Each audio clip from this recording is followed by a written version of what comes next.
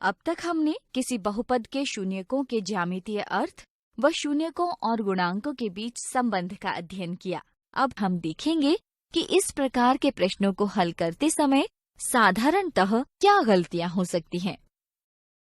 दी गई आकृति y बराबर px का ग्राफ है। ग्राफ देखकर बहुपद px के शून्यकों की संख्या बताइए। 3, 1, 5, 4। इस प्रश्न को हल करने के लिए वीडियो को रोकें और फिर अपने उत्तर का मिलान करें।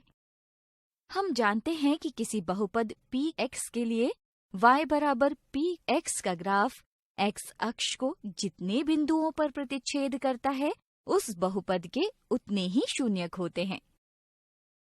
यदि आपने पहले विकल्प को चुना है तो ये अच्छी कोशिश है, परंतु यह गलत उत्तर है। आपने x अक्ष को प्रतिच्छेद करने वाले बिंदुओं को गिनते समय संपाती बिंदुओं को छोड़ दिया। याद कीजिए, हमने द्विघात बहुपद के शून्यकों की 3 स्थितियां पढ़ी थीं, जिनमें से एक स्थिति में ग्राफ x अक्ष को एक बिंदु यानी 2 संपाती बिंदुओं पर प्रतिच्छेद करता है। यदि आपने दूसरे विकल्प का चयन किया है तो आपका ये चयन भी गलत है। आपने ग्राफ द्वारा x अक्ष को प्रतिच्छेद करने वाले बिंदुओं को ना गिनकर y अक्ष पर प्रतिच्छेद करने वाले बिंदुओं को गिन लिया। यदि आपने तीसरे विकल्प को चुना है तो यह ठीक नहीं है। आपने x अक्ष पर प्रतिच्छेद करने वाले बिंदुओं के साथ साथ y अक्ष पर प्रतिच्छेद करने वाले बिंदु को भी गिन लिया होगा। स्मरण करें कि बहुपद के शून्यकों की संख्या उस बहुपद के ग्राफ द्वारा x अक्ष पर प्रतिच्छेद करने वाले बिंदुओं की संख्या के बराबर होती है। यदि आपने चौथे विकल्प को चुना है तो यह बिल्कुल सही उत्तर है। शाबाश! ये ग्राफ x अक्ष को कुल 4 बिंदुओं पर प्रतिच्छेद करता है।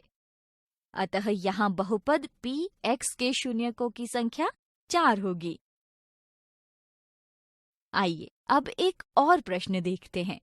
यदि एक द्विघात बहुपद x की घात 2 घटा 5x जमा 4 के शून्यक अल्फा व बीटा हैं, तो इस बहुपद के शून्यकों का गुणनफल क्या होगा? 5, ऋणात्मक 5, ऋणात्मक 4, 4।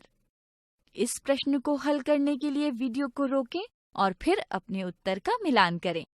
यदि आपने पहले विकल्प का चयन किया है तो आपका ये चयन गलत है।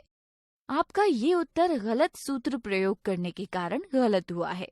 आपने यहाँ शून्यकों के गुणनफल के सूत्र का प्रयोग ना कर उनके योगफल के सूत्र का प्रयोग किया है। यदि आपने दूसरे विकल्प का चयन किया है तो आपका चयन भी गलत है, जिसके 2 कारण हैं। पहला, x के गुणांक को लिखते समय आप उसके ऋणात्मक चिन्ह को लिखना भूल गए। यहाँ शून्यकों के गुणनफल के सूत्र का प्रयोग ना कर उनके योगफल ज्ञात करने के सूत्र का प्रयोग किया है।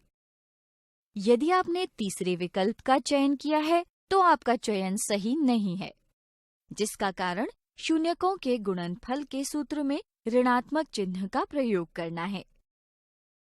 यदि आपने चौथे विकल्प का चयन किया है तो आपका उत्तर सही है। आपने सभी मानों को सही लिखा है तथा सही सूत्र का प्रयोग कर सही गणना की है। अध्यापक भी कक्षा में विद्यार्थियों की सूझबूझ का परीक्षण ऐसे ही कुछ उदाहरणों की मदद से कर सकते हैं।